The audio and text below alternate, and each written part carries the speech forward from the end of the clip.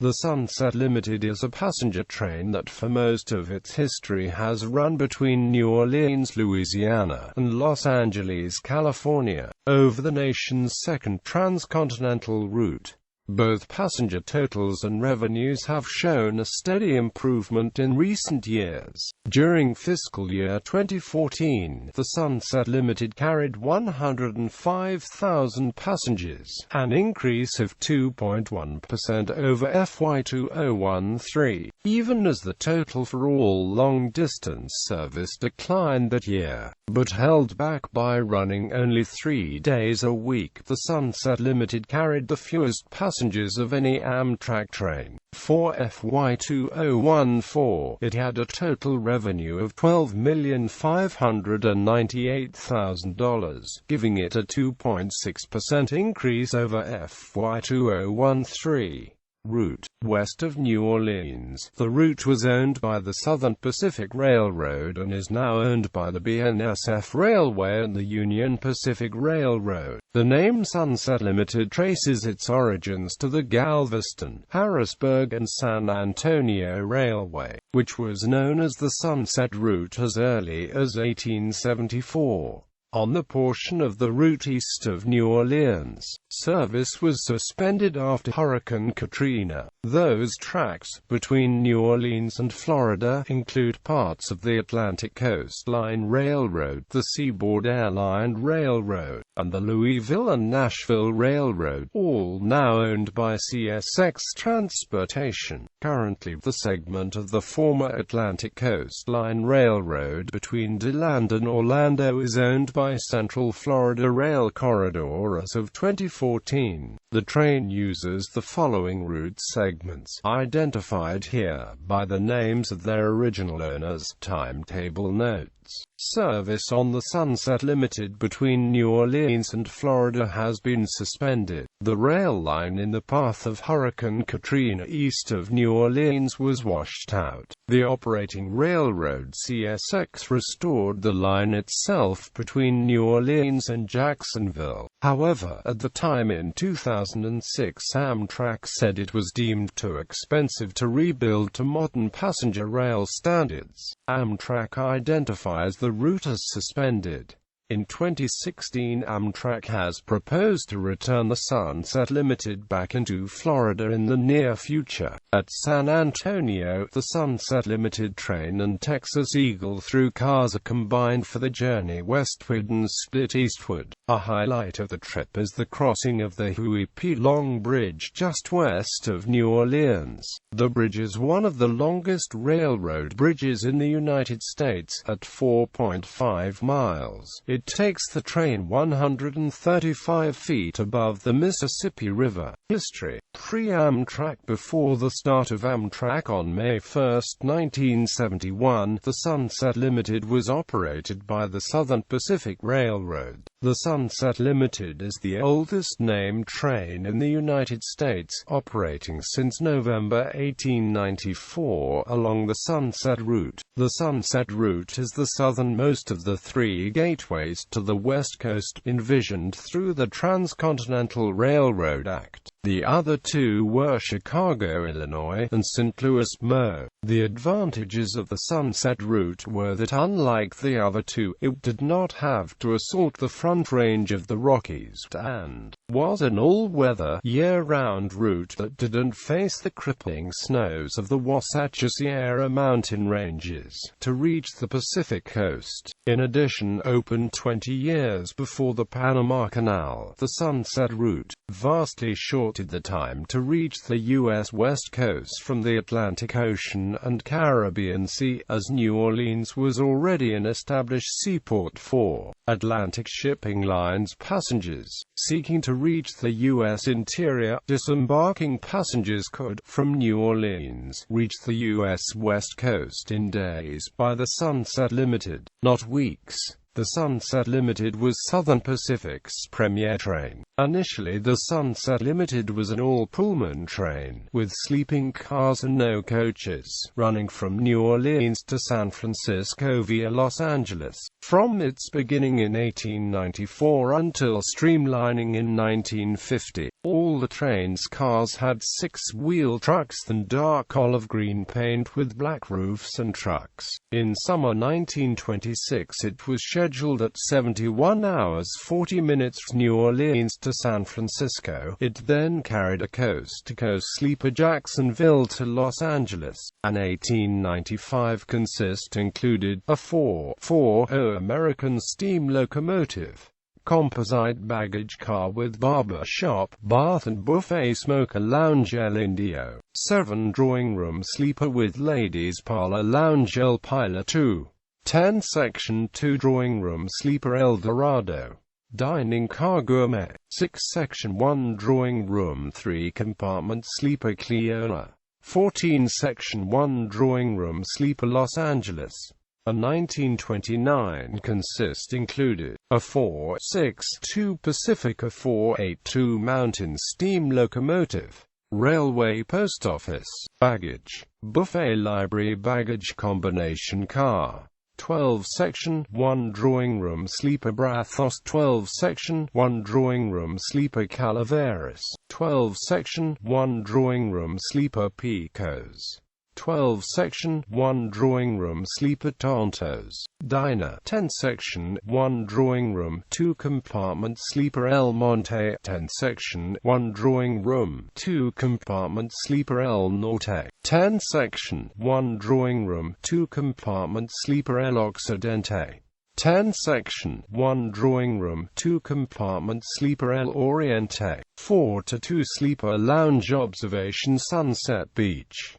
A 1940 consist included a GS-1484 Golden State steam locomotive, railway post office, baggage, parlor sleeper Abington, 16 section tourist sleeper Catlin, 12 section 1 drawing room sleeper Alamo, coffee shop lounge, diner, lounge with barber shop, shower bath and valet service, 10 section 1 drawing room 2 compartment sleeper Lake Ariana, 10 section 1 drawing room 1 compartment sleeper Prior Lake, 8 section 1 drawing room 2 compartment sleeper Des Plaines, 6 compartment 3 drawing room sleeper Glen Allerdale, 6 single bedroom 2 double bedroom sleeper lounge sunroom solarium observation Mission Santa Ynez. In 1930 the route was cut back to Los Angeles and the train carried coaches for the first time. In 1936 the train resumed running to San Francisco and was one of SP's first trains to receive air conditioning. In January 1942 it was cut back to Los Angeles. The Sunset Limited was never again all Pullman and never again ran beyond Los Angeles.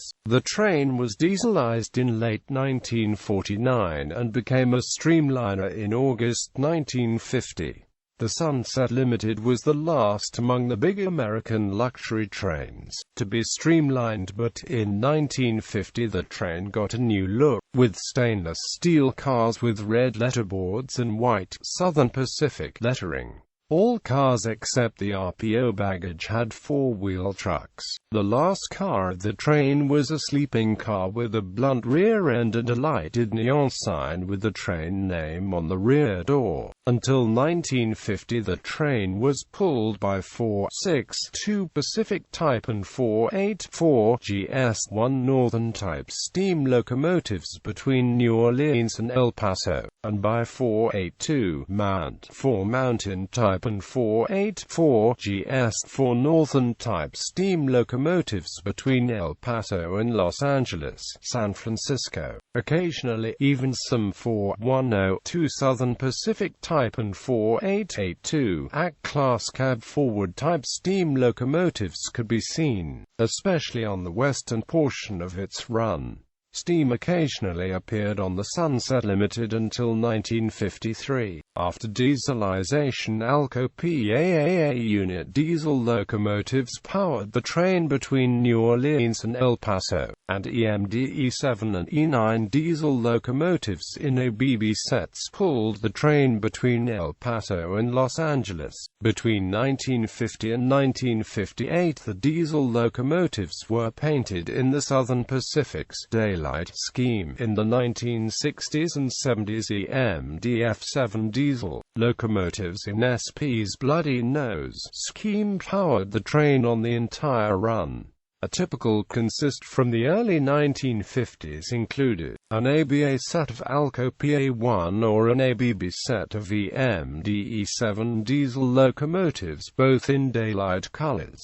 Railway post office, baggage dormitory, partitioned coach, coffee shop lounge, Pride of Texas, coach, 10-room it, 6 double-bedroom sleeper, 10-room it, 6 double-bedroom sleeper, diner Audubon, lounge French Quarter, 10-room it, 6 double-bedroom sleeper, 10-room it, 6 double-bedroom sleeper, 10-room it, 6 double-bedroom blunt-ended sleeper. A typical consist between October 1970 and April 1971. An ABA set of EMD-7 units or ASDP-45 diesel locomotive painted in the Bloody Nose scheme.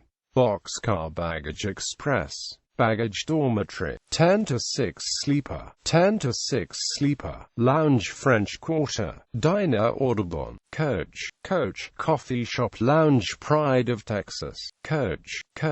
During the decline in the 1960s, more and more services on board were cut back, culminating in the elimination of the dining car, lounge car and all sleeping cars.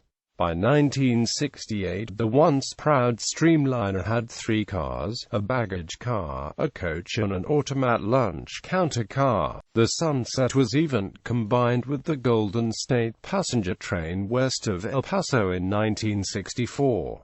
In October 1970, the Sunset's daily service between New Orleans and Los Angeles was reduced to tri-weekly, but with full dining and sleeping car service returning over the entire route.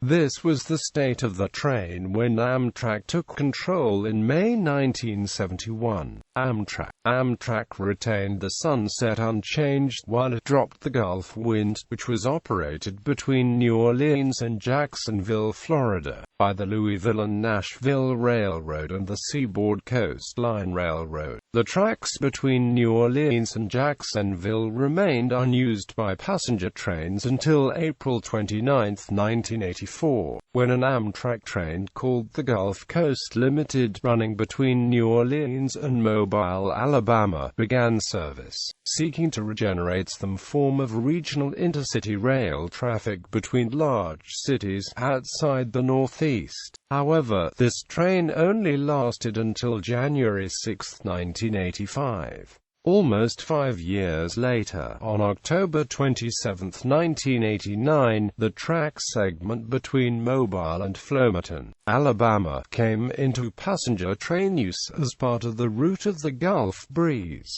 This was another attempt to regenerate regional intercity rail traffic, this time between Birmingham, Alabama, and Mobile. The train was actually a re-establishment of the Mobile section of Amtrak's New York City, New Orleans Crescent. It branched from the Crescent's route at Birmingham, turning south toward Montgomery, Flomaton, and terminating in Mobile. The Gulf Breeze was discontinued in 1995. Meanwhile, on April 4, 1993, the entire New Orleans-Jacksonville route re-established passenger train service with the extension of the Sunset Limited to Miami, using the route of Amtrak's Silver Meteor south of Jacksonville. It was serviced at Amtrak's Hialeah yards for the return trip, but schedule unreliability caused the Sunset Limited's eastern endpoint to be shortened to Orlando, with the train dead-headed between Orlando and Sanford for servicing.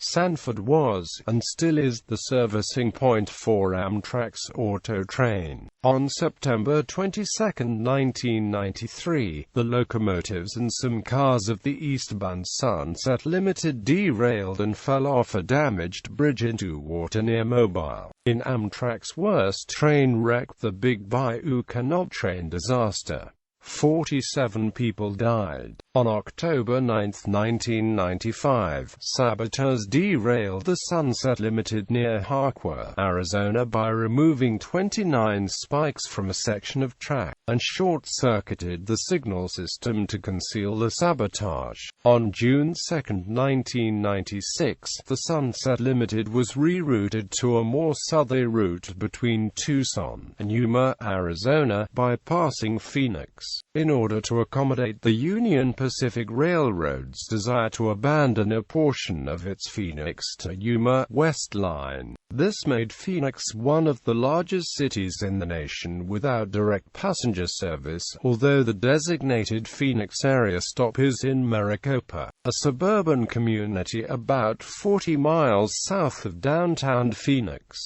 Katrina and aftermath. On August 28, 2005, the Sunset Limited route was truncated at San Antonio, Texas, as a result of damage to trackage in the Gulf Coast area caused by Hurricane Katrina. In late October 2005, service was restored between San Antonio and New Orleans, as the line through Louisiana had been repaired. As time has passed, particularly since the January 2006 completion of the rebuilding of damaged tracks east of New Orleans by their owner CSX Transportation Inc., the obstacles to restoration of the Sunset Limited's full route have been more managerial and political than physical. Advocates for the train's restoration have pointed to revenue figures for Amtrak's fiscal year 2004, the last full year of coast-to-coast Sunset Limited service. During that period, the Orlando-New Orleans segment accounted for 41% of the Sunset's revenue. Section 226 of the Rail Safety Improvement Act of 2008, signed into law by President Bush on October 16, 2008, gave Amtrak 9 months to provide Congress with a plan for restoring service that shall include a projected timeline for restoring such service, the costs associated with restoring such service, and any proposals for legislation necessary to support such restoration of service. There has been a push for service by many people, but it is unclear when service restoration will start. Many local officials are in favor of bringing back the Sunset Limited or other Amtrak service.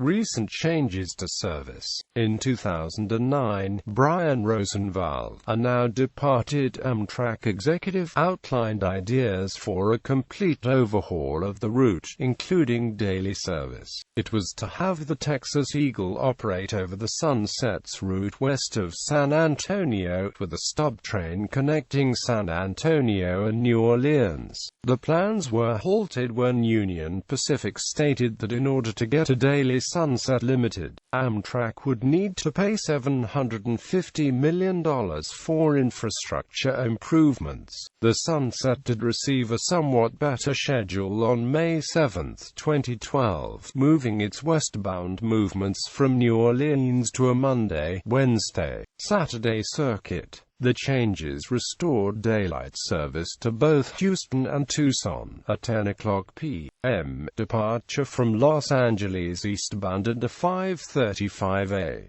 a.m. arrival westbound, and arrival into New Orleans at 9:40 p.m. eastbound and departing westbound at 9:00 a.m. The times allow several 7 to 12-hour rides between major city pairs, for example, overnight between Tucson, Maricopa and Los Angeles in both directions. In exchange for the Union Pacific speeding up the current 3 trains a week each way, Amtrak promised not to exercise its legal right to ask to increase the frequency to daily before 2015. passenger totals would double with daily service, according to the PRIIA study that looked at Texas Eagle Sunset Limited service. It forecast an incremental improvement of more than 100,000 passengers from the daily service, which is already running in excess of 100,000 a year. In the meantime, the Union Pacific has double-tracked much of the route with its own money. However, Amtrak still lacks the equipment and funds needed to move to daily service. In January 2016, Amtrak and the Southern Rail Commission announced jointly that a Gulf Coast passenger rail inspection trip was to be made from New Orleans to Jacksonville, with elected officials among those on board during the February 1819 excursion. Stops were planned for all of the stations formerly part of the Sunset Limited's route between those two cities.